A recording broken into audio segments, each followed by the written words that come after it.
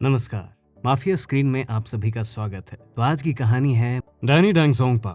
बॉलीवुड के उन कलाकारों में गिने जाते हैं जिन्होंने अपनी अलग अलग आवाज, खतरनाक स्क्रीन प्रेजेंस और दमदार अभिनय से हिंदी सिनेमा में खास पहचान बनाई। वो सिर्फ विलन नहीं थे, बल्कि गायक, लेखक, घुड़सवार और मार्शल आर्ट्स में भी रुचि रखने वाले बेहद प्रतिभाशाली कलाकार माने जाते थे। उनकी जिंदगी संघर्ष, अनुशासन और सफलता की कहानी मानी जाती है। डैनी डेंगजोंगपा का असली नाम त्सेरिंग फिंटसो डेंगजोंगपा था। उनका जन्म 25 फरवरी 1948 को सिक्किम के युक्सोम इलाके में हुआ था, जब सिक्किम भारत का हिस्सा नहीं बल्कि अलग राजशाही क्षेत्र था। वो एक बौद्ध परिवार से आते थे।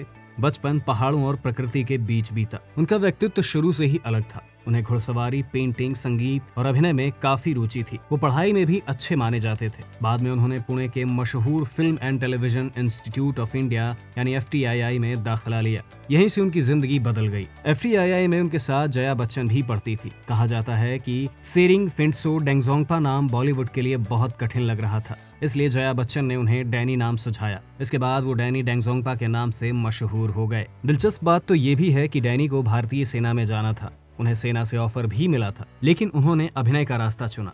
बाद में फिल्मों में उन्होंने इतने दमदार रोल निभाए कि लोग उन्हें असली आर्मी ऑफिसर जैसा मानने लगे। शुरुआती दौर में उन्हें काफी संघर्ष करना पड़ा। उस समय बॉलीवुड में अलग चेहरे वाले कलाकारों को आसानी से स्वीकार नहीं किया जाता था। उनकी आंखें, चेहरा और आवाज बाकी अभिनेताओं से अलग थी। कई लोगों ने कहा कि वो हीरो मटेरियल नहीं है, लेकिन डैनी ने इसे कमजोरी नहीं बल्कि अपनी ताकत बना ली।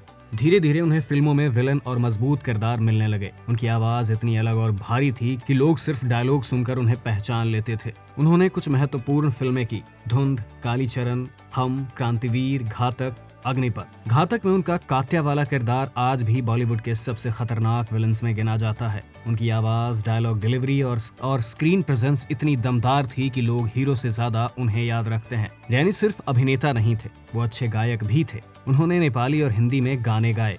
उन्हें संगीत से काफी लगाव था। वो पेंटिंग और लेखन में भी रुचि रखते थे। उनकी निजी जिंदगी बाकी सितारों की तुलना में काफी शांत रही।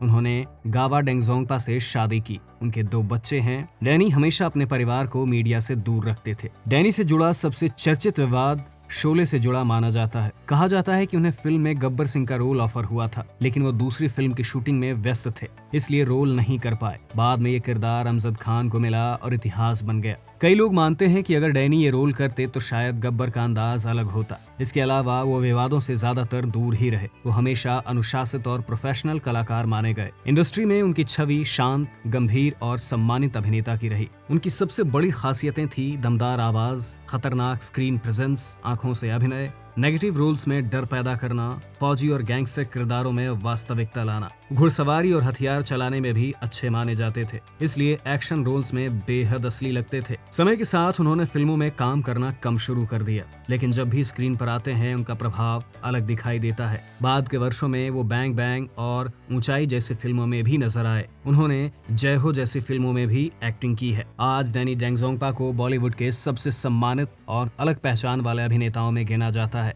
वो उन कलाकारों में हैं जिन्होंने ये साबित किया कि अलग दिखना कमजोरी नहीं बल्कि सबसे बड़ी ताकत भी बन सकती है।